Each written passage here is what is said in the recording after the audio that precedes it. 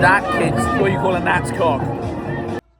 Right, Hyrox review of Cardiff, my pro solos, some tips and tricks along the way, my thoughts of Hyrox and if it's good for us in the industry. So let's get into it. I had a plan from the off, and I think anyone that's doing a Hyrox, you should go in with a plan. You should go in with your pacing, sit down before it, whether you're doing relays, doubles, solos, and just try and stick to it. Just try and stick to the pacing that keeps your heart rate in the good place, that keeps you in control. Because your race can be won or lost, like this is the big part you can take away from this video. Your race can be won or lost literally within the first lap and your ski. So take that massive part of information away. Also remember to take your tag in on your new shorts. Don't leave a tag hanging out, you look a bit of a twat like me. But I went for around 4:30 to 4:45k pace on the runs, and then I was going for around 4 minutes per station ideally. That was kind of what I wanted to go for, and there's going to be a few stations that catch you out. There's going to be a few that you feel confident on. This was going to be the ones I felt confident on, but guess what? Today, the stadium, I think most people will tell you, a lot of the lads struggled on this, especially with the pro weights. It felt like you were trying to move a bus with the handbrake on, because the friction of the carpet, the way it was laid, whatever it is, you can make the excuses you want, but it was just heavy, you know? And that's what I think, again, a lot of people underestimate it. So solos is a completely different beast to doubles, and do not underestimate it. You have to just ride and manage your heart rate the whole way through. The first half of the race is harder. The sled pull, it is more difficult. I said I went a bit too conservative on this, to be honest. I think I spiked my heart rate quite a bit on the sled push, trying to get a good time on it. So just be mindful of that. And one of the big things I said to myself was I have to hit between 4:30 to 4:45 per K on the runs. That's like a non-negotiable. So, I mean, here we had 3 laps for the runs in Cardiff, and you can sort of, if you know what it's like to run with a high heart rate and you can get through it, if you've got a decent 5k time, if you've got the running capacity, then you should be okay. But you normally use that first lap to sort of get your breath back, just try and get your legs back under you, and then the next 2 try and push. London XL, you can kind of use the first 200 metres and then, right, I need to turn it on and hit my pace. So, second half of the race now after the burpees, and I was feeling it on these burpees, I'm not going to lie, I was fucking feeling it.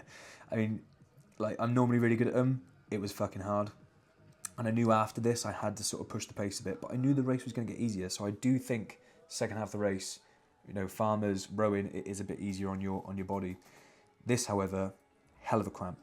So I knew once I'd done that, I had to push this and then get in for wallballs. Let's see how I get on. The YouTube within a YouTube. Yeah. Come on, Elliot, this is for the YouTube. For the YouTube, Elliot. Behind the scenes scoop. Elliot on for a sub. 75 at the minute. Got to hold on. Got to bring the dog out. Left for Edgy at home. The dog needs to come out. What do you think, Lou? YouTube. Yeah. All for the YouTube, Lou. Got to do it for the YouTube, Elliot. 69. He's on. Pick it up! 69. Come on,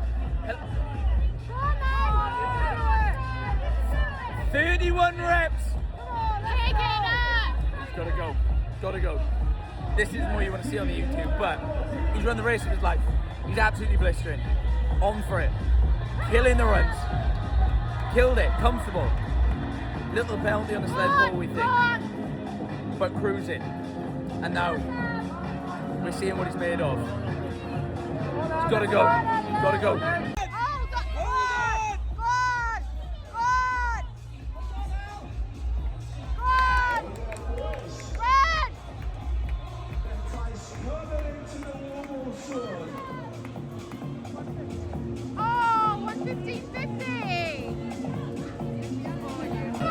That, kid's what you call a gnat's cock. Gnat's cock hours. 50 seconds. 50 seconds is a long time in it, Lou. You wish you could last 50 seconds longer. For the YouTube. And that, kids, is exactly what you call a gnat's cock. So, first off, thank you to my supporters, Joel and Lou, and a few others as well from the gym. Appreciate that. It was fucking awesome. It was a good day out. Like Hyrox Cardiff, it is a good laugh, especially when you've got mates running it. You know, you're a little bit competitive. You've got clients running it. It is generally just a good day out. Like all in all, I wanted sub 115, didn't quite get it, but I'm really happy with the time. Put a lot of effort into the running, a lot of effort into the training around it, and it was just a good day out, good laugh, had a good smile on my face, and enjoyed a few pints after, enjoyed a nice bit of Italian food, all well worth it. I think the sort of bit off the back of this now is like I just want to like touch on, obviously, is Hyrox good for the fitness industry or not, and like there's so much good that comes with it, and then there's a couple of little bad bits, and I just want to give my thoughts on that. It's like, so I think it is really good. I do think it is really good. The amount, like, honestly, watching people going around of all abilities and seeing how accessible it is for people, and seeing, you know, that UK, the world itself has got like an obesity crisis, it's got a mental health sort of crisis and all the rest of it. And we know that movement helps that. So that for me, I think is like awesome. And I think Hyrox is doing a very good job of getting more and more people moving and also working towards something they would never do. So pushing themselves outside their comfort zone, giving them a bit of a purpose. And I think that is really, really important. And I do think that is really good. A couple of downsides though. It's fucking super expensive. Like, it's, for me, too much. I think it's too expensive. The ticket price is too much. I think I tried working it out like the one day. I paid £120 for the ticket plus the flexi, which was an extra 20 quid. I didn't go for the photos because I had my personal photographers and cheer crew with me, which all got the content I needed. So that's like, you could have done what, 130 plus another 35, whatever it is, so 160, 170. Paid for parking, that was 30 quid, so that was £200. Then, you know, if you're getting food there, if you're getting drinks there, whatever it is, one Hyrox race for one person could be over £200. And I just don't think, for something that's accessible and good for everyone, it doesn't include everyone, because only people that have £200 to spend on it can do it. And I think that's really hard. And then when you slap a spectator ticket price on it, you want your family to watch whatever, I think that's just taking the piss, personally. Let me know if you agree or not. I don't know. But I think, you know, some people, we're also struggling with people not being able to afford things. And this is something that people can really go out and try and strive for and achieve for. And it just slapped on with a massive, massive bill on their head. And I just think, not the best.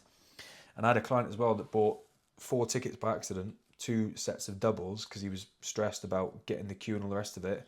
Got through, bought the tickets, and said, "Oh look, you know, I've messed up. Can I have a refund?" They said no. They said, like, what? I don't understand. Like, you can't get a refund unless you buy the more expensive ticket.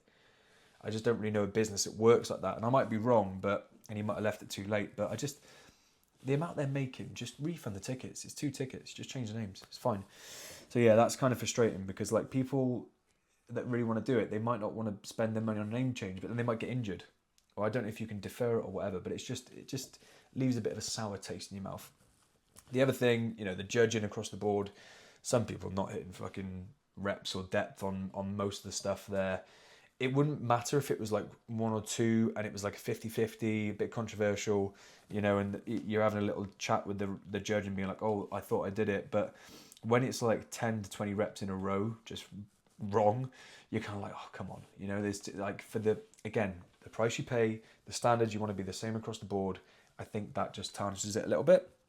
And then lastly, also, I just think that the venue itself, Cardiff Hyrox, Principality, brilliant stadium.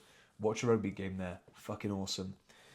When you go there to, you know, spending £200, you go and want to have a big day out, and you want to go and run the race of your life, and you've trained so hard for it, and you get there and your farmer's carries on a fucking slant.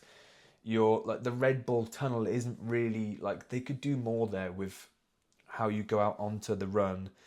The run itself is really narrow. You're always hitting into people. They had a malfunction with the timings, the rowers. People were queuing for the rowers. I just think that needs to be better. And I just think the planning of it, I think that's just Hyrox's general. Is just, if I could sum it up, it's like, right, looks really good on paper. Everything looks really good. But then someone signs off on the stupid thing and gets away with it, and then they go through with it and go, oh fuck, and they learn on the day, and you're like, this doesn't make sense. So yeah, that's a bit frustrating.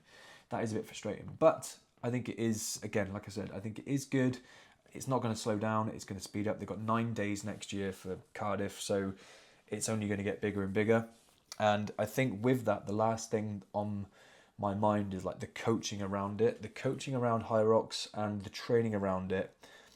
I think it kind of pushes people into thinking they need to do more classes, they need to do more sessions, they need to do more intensity, and also then the programming, and like same with any sort of thing that comes up, is like people try and follow what the best do, and the best have spent years doing all the groundwork and foundations, and everyone misses that and then is getting burnt out or just not making much progress, or they're getting 1 or 2 seconds here, not minutes. And it's like, I think then a lot of what I've seen is coaches that like maybe take classes, I'm not saying everyone, but typical Hyrox like coaches that you see that are a bit gimmicky and all the rest of it on Instagram will just be, you know, selling circuits classes, selling fucking circuit training, and it's like there's a bit more to it, you know. It's a threshold test essentially, and with that you need to have a really good aerobic base, you need to have a good bit of strength work so that you're robust enough to do all the training for it, and you need to have a good amount of threshold work that you can actually then go out and repeat those paces over and over again and not fucking die. So yeah, I think amazing that a load of people are doing it. I think there's a good way to train for it, and there is an efficient way to train for it, and it doesn't need to completely take over your life like, oh, I only train Hyrox, and yeah, oh, I only train Hyrox. And what does that mean? Because does that mean that you're not doing strength work and, you know, zone 2 work? You're not doing all these other things that kind of go along with just good training because you think that training for Hyrox is just doing a Hyrox class.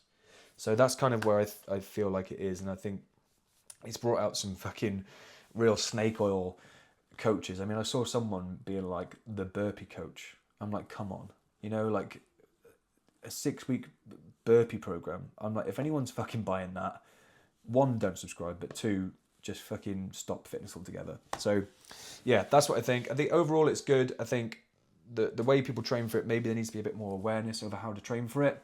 I had a great time. It's fucking expensive. If you're going to do it, don't underestimate it. Go in with a plan, train hard for it, train correctly. If you want more fucking tips and everything on how to train for it, just drop it in the comments and I'll get back to you, or DM me, whatever it is, on Instagram, and we'll have a chat about it. If you agree, disagree, let me know. Otherwise, hope you enjoyed. See you in the next one.